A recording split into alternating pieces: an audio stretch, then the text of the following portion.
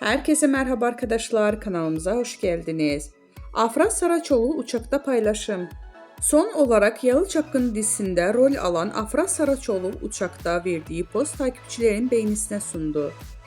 Yalı Çapkını dizisinde 3 sezon boyunca Seyran karakterine hayat veren Afra Saraçoğlu, oyunculuk performansıyla yanı sıra kariyeriyle sık sık medyanın gündeminde oluyor.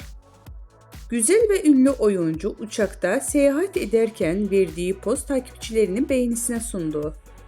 Zaman zaman doğal hallerini gözler önüne seren Afra Saraçoğlu bu kez uçakta yüz maskesi yaptı.